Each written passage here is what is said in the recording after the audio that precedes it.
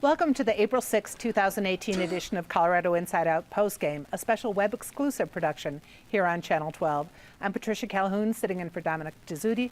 Let's get a quick take on the Denver City Council announcing this week that it will not launch an investigation into Mayor Hancock's sexually suggestive texts to Denver detective Leslie Branch Weiss after weeks of deliberation. Natasha Gardner, articles editor for 5280, is this the end? I don't think so. I think this will continue to have legs, and we'll just continue to have more information that comes out about what's happening here. What's interesting this week is that it's kind of just a reiteration of what they've known in the past. I mean, they had said they weren't looking in this direction, and then now this is an official way of saying that as well. But yeah, I would bet money that this is still a topic at this table in a few weeks, if not months. And David Kopel will be here then. But what do you think in the meantime, David? It reminds me of what Secretary of Defense Donald Rumsfeld said at the beginning of the War on Terror, is that we've got the known knowns, things we know, and then we've got the known unknowns, which is things we know that we don't know, and we know that we don't know them. And then there's the unknown unknowns, which is the things not only we don't know, but we're not even aware of our lack of knowledge of these things. In this, from the public's outsider point of view, the known is just these texts the mayor sent. He apologized.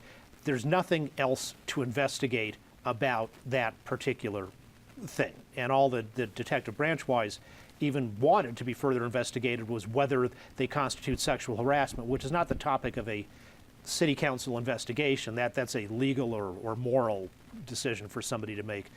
But there's all these other known unknowns, like the issues with Mr. McDonald, who also got a large payout from the city, and then who knows what the unknowns are there lurking below the surface. I'm not sure if we'll ever get an investigation that gets us beyond the known branch-wise issue into these murkier unknowns.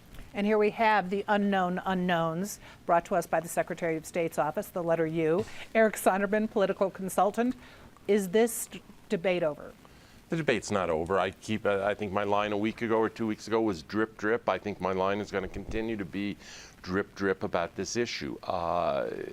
There haven't been big developments in it, but there's just enough to keep it alive, to keep it in front of people, to keep Mayor Hancock and his people very much on edge.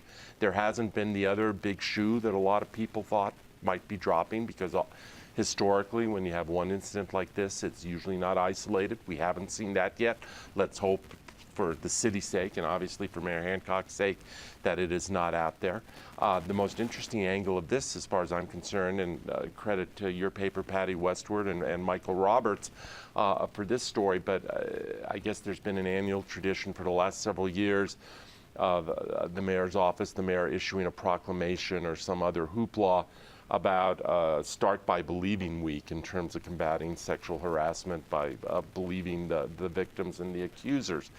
And this year, for obvious reasons, the mayor could not headline this, and so they sent it down into the bureaucracy for, I think, the safety department or someone to announce their support for this undertaking. I thought the spin on the part of the city and the mayor's office that, oh, this is just standard procedure and please don't read anything into the fact that the mayor's not personally doing this, I thought it was pretty aggressive and not all that credible spin. And it just shows you, to the extent that this issue is dominating everything at City Hall at the moment and dictating where the mayor can go and what he can do and what he can say and where he has to stay away. And for the record, the mayor's office does dispute our interpretation of that story, but we're standing by it. Joey?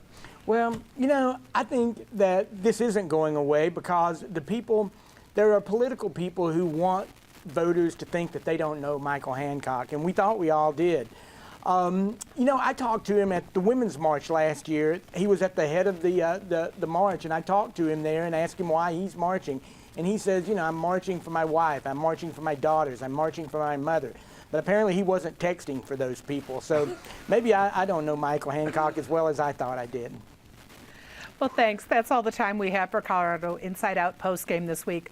Leave us a comment and tell us what you think. For everyone here at CPT12.org, I'm Patricia Calhoun. Thanks for watching.